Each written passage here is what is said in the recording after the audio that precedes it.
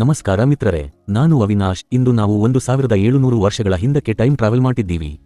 ಈ ಸ್ಥಳವು ಬನವಾಸಿ, ಕರ್ನಾಟಕದ ಇತಿಹಾಸದ ಮೊದಲ ರಾಜ್ಯ ಜನಿಸಿದ ಭೂಮಿ.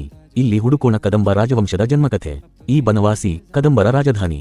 ನದಿಯಲ್ಲಿ ನೆರಳು ಬೀಡುವ ತೋಟಗಳು, ಪ್ರಸನ್ನ ನಗರಗಳು ಮತ್ತು ಕನ್ನಡ ಭಾಷೆಯ ಮೊದಲ ಸ್ವರ ಇಲ್ಲಿ ಕೇಳಿಸುತ್ತಿತ್ತು. ಇದು ಕರ್ನಾಟಕ ಸಂಸ್ಕೃತಿಯ ಹಿರಿಯ ಬೆಳಕು. ಈ ಕಥೆಯಲ್ಲಿ ಪ್ರಧಾನ ಪಾತ್ರ ಮಯೂರ ಶರ್ಮಾ. ಅವನು ಕಾಂಚೀಪುರಂಗೆ ಶಾಸ್ತ್ರ ಕಲಿಕೆಗೆ ಹೋದ. ಆದರೆ ಅಲ್ಲಿ ಪಲ್ಲವ ಸೈನಿಕರಿಂದ ಅವಮಾನವಾಯಿತು.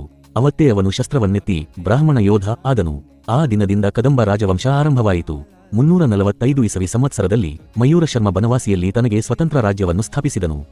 ಈ ರಾಜ್ಯ ಕರ್ನಾಟಕ ಜನರ ಗರ್ವದ ಪ್ರಥಮ ರಾಜ್ಯ. ಕನ್ನಡ ಭಾಷೆ ಇಲ್ಲಿ ರಾಜ್ಯ ಭಾಷೆಯಾಯಿತು ಮತ್ತು ಬನವಾಸಿ ಕರ್ನಾಟಕ ಇತಿಹಾಸದ ಹಿರಿಯ ಚುಕ್ಕಿಯಾಯಿತು. ಕದಂಬರು ರಾಷ್ಟ್ರಭಾಷೆಯಾಗಿ ಕನ್ನಡವನ್ನು ಬಳಸಿದರು. ಅವರು ಸಸ್ಯಶಿಲ್ಪ, ಶಿಲಾಶಾಸನಗಳು ಮತ್ತು ಧಾರ್ಮಿಕತೆಯ ಮಹತ್ವವನ್ನು ಮೆರೆದರು. ಅವರು ಜೈನ ಧರ್ಮ ಮತ್ತು ಹಿಂದೂ ಧರ್ಮಕ್ಕೆ ಸಮಾನವಾದ ಗೌರವವನ್ನು ನೀಡಿದರು. ಈ ಮಧುಕೇಶ್ವರ ದೇವಾಲಯ ಕದಂಬರ ಸ್ಮರಣೆ.